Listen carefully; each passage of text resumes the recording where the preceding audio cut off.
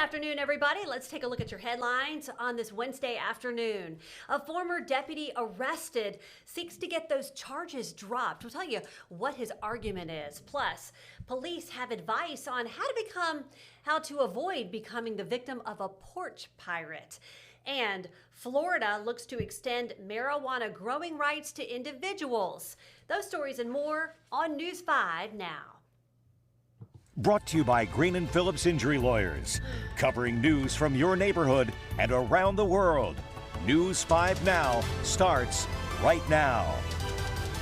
Hello, everybody. Good afternoon. I'm Devin Walsh. So glad to be with you. We just had a great tour group come in to watch our noon show, and I'm always so energized when young people come into the studio. Yesterday we had some great middle schoolers from O'Rourke Elementary School, and today we had the brand new media production class from Spanish Fort High School, and they're growing the program.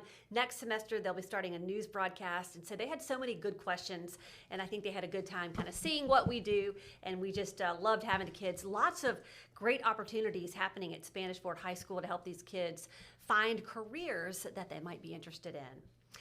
Let's go ahead and get to our big stories at this hour.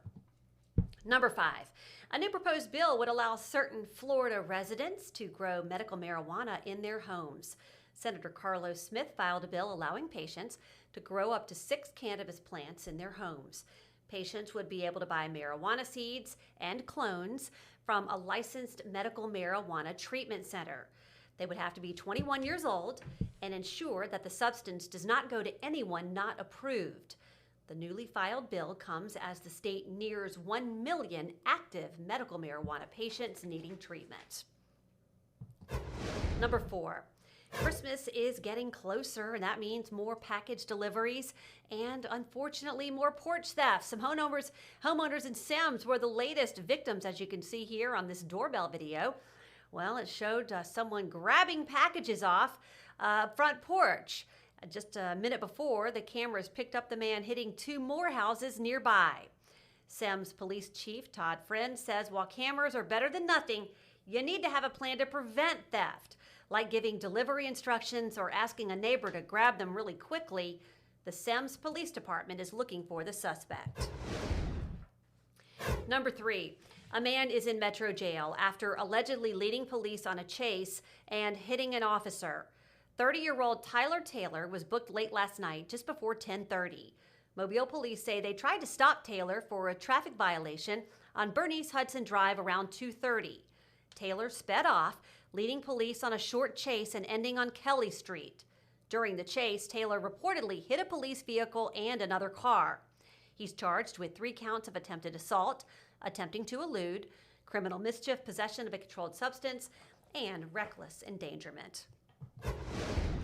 Number 2, Foley police still searching for the suspect involved in a shooting this week. Police were called to a home on Linda Court just before 4 o'clock yesterday afternoon. They found a man had been shot twice in the chest. He was airlifted to Sacred Heart Hospital. He is in stable condition. Police say this was a targeted attack.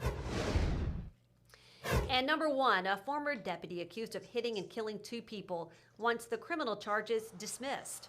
Former Escambia County, Florida deputy Greg Nesmith is accused of hitting 2 people on Perdido Key Drive in July. The crash happened as Nesmith was leaving an off-duty job in an unmarked ESCO vehicle.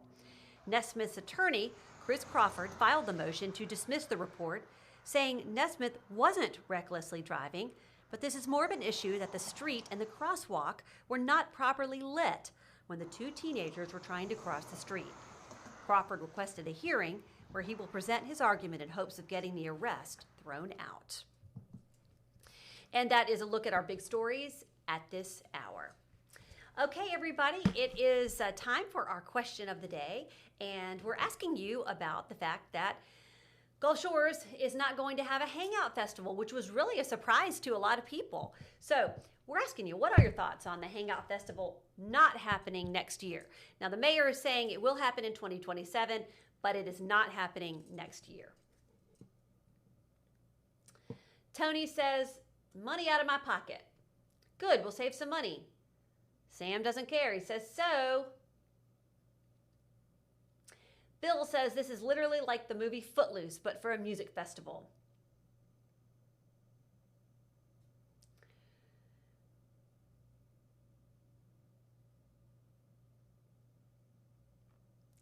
Jerron says, my thought is to bring back Bayfest, have it inside the new arena when it's built.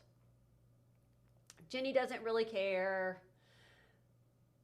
Uh-oh. Steve says they turned it into a crappy country concert. A lot of people love the Sand in My Boots Festival.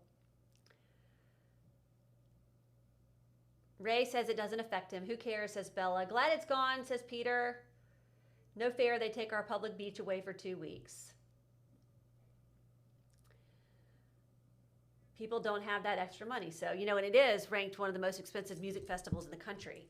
So anyway, not a whole lot of care there from those of you who commented. I think that the people who care aren't commenting, because I know there are a lot of people that do care about it. But again, it'll be back in 2027. I'm sure there's some businesses that are disappointed. Certainly a big loss of revenue when you have thousands of people down there at the music festival. So that's probably a big hit for people who are depending on that money. Okay, let's move on to our poll of the day. And my favorite story of the week, the year, of the month, as I said. Will the McGregor Avenue reopening affect your commute? Will the McGregor Avenue reopening affect your commute? Yes or no? Let us know. You know, and so many people have said, well, I'm not driving directly through it on my way to work or school, but it's the clogging up of the other streets, the Old Shell Road, University, Airport. Those streets have been so packed. So this is going to help a lot of people, the fact that McGregor is opening up tomorrow at 10 a.m.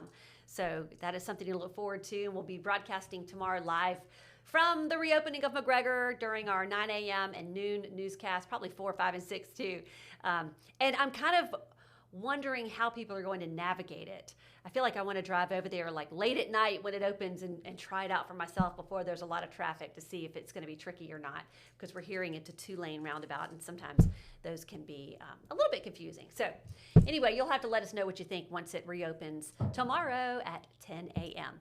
By the way, if you would like to comment on our question of the day about Hangout Fest or answer our poll about McGregor Avenue, we will be leaving those up on our website till 5:30 tonight, and you can find them on WKRG.com or WKRG's Facebook page, and we will release the results of the poll and read more of your comments tonight at 5:30 during the next edition of News 5 Now.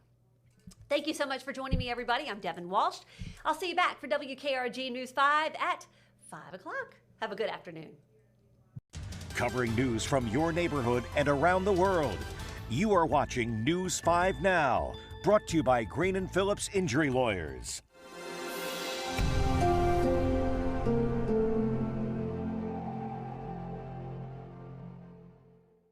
In the courtroom, the judge knows best, and this judge does too. If you've been hurt in a wreck, you need a law firm that knows the system and how it works.